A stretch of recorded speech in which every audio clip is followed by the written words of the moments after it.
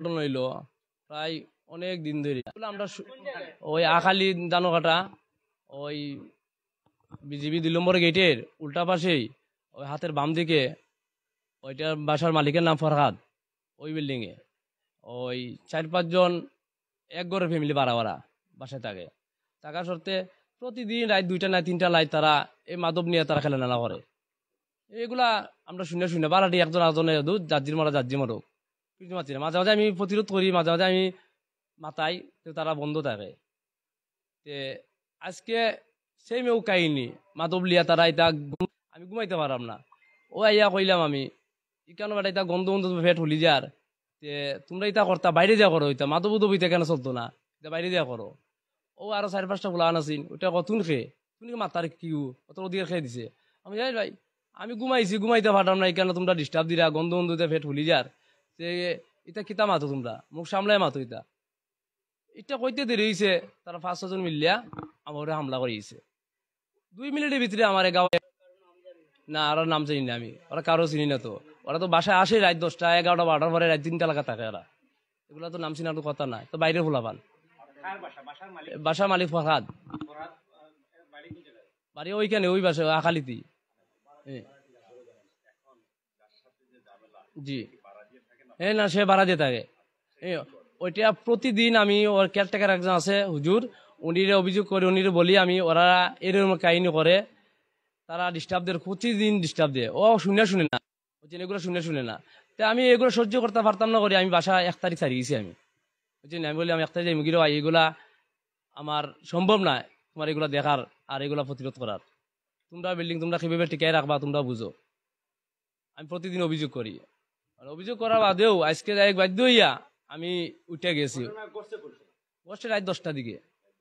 আমি দোকানদারি ওর টাইট সকাল 6টার দিকে আমি দোকান খুলি, তো সকাল 6টা ঘুমাই যাই কি এই ঘুমাইনির মাঝে আমি প্রতিরোধ করা আজকে আমার উপরে হামলাটা হয়েছে। আমি দোকানদারি করি আর তো আমার রাজনীতির পরিচয় আছে।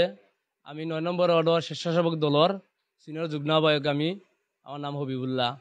এগুলা সব কিছু মাঝে মাঝে প্রোগ্রামও আমি যাই আই।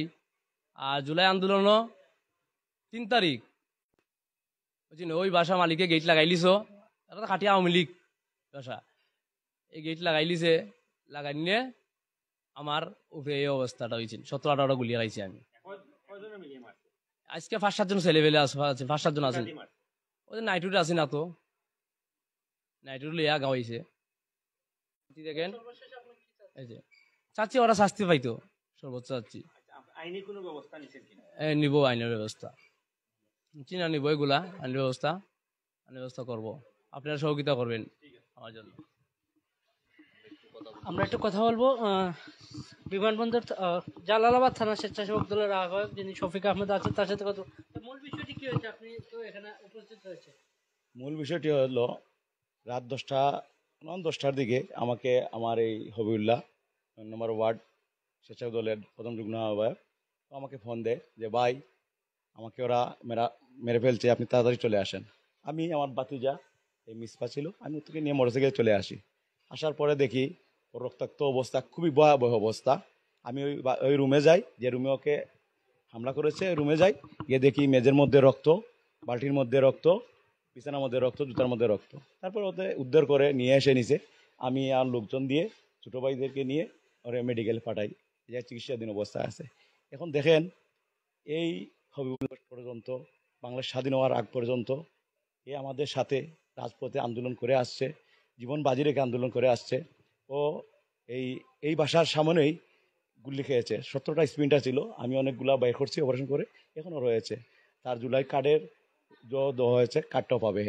এখন আমরা এই যদি বাংলাদেশ হয় স্বাধীন করার পরেই আজ যদি আমাদের এই জীবন দেওয়া ভাইয়েরা যদি এভাবে আহত হয় এই মাদক ব্যবসায়ীদের দ্বারা, তাহলে আমরা কীভাবে স্বাধীন হলাম? আসলে আমরা এখনও পরাধীন রয়েছি। আপনাদের মাধ্যমে দেশবাসী ও প্রশাসন বাইরে দৃষ্টি আকর্ষণ করতেছি যে এইগুলা থেকে আমরা মুক্তি চাই। আপনাদের মাধ্যমে সঠিক তদন্ত, সন্ত্রাসী নির্মূল হোক, বাংলাদেশের সন্ত্রাসী নির্মূল হোক। আপনারা জানেন বাংলাদেশ স্বেচ্ছাসেবক দল এটা শান্তিপূর্ণ দল। ওটা প্রতিষ্ঠার পর থেকে শহীদ প্রেসিডেন্ট জিয়াউর রহমান এইটা প্রতিষ্ঠা করেছিলেন 1979 ইংরেজি মধ্যখানে। এই থেকে ভ্যানগার্ড হিসাবে বাংলাদেশ বিএনপির সাথে এটা কাজ করে আসছে।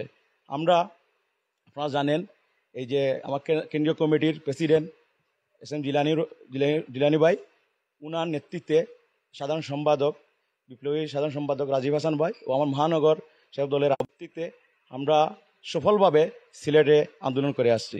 আমরা সফল হয়েছি, কিন্তু এই সফলের আজই নমুনা এই আমাদের কর্মীরা আজকে জায়গায় জায়গায় মার খাচ্ছে, আহত হচ্ছে, তাও মাদক ব্যবসায়ীদের দ্বারা।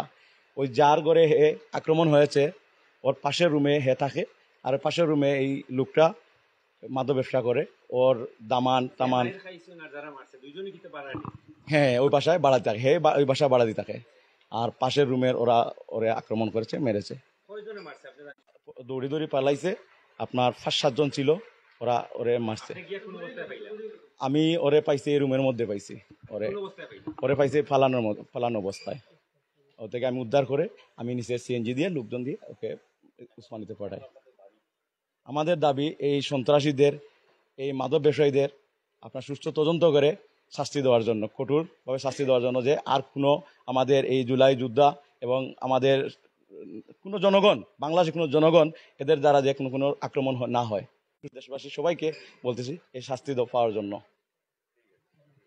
আসসালামু আলাইকুম।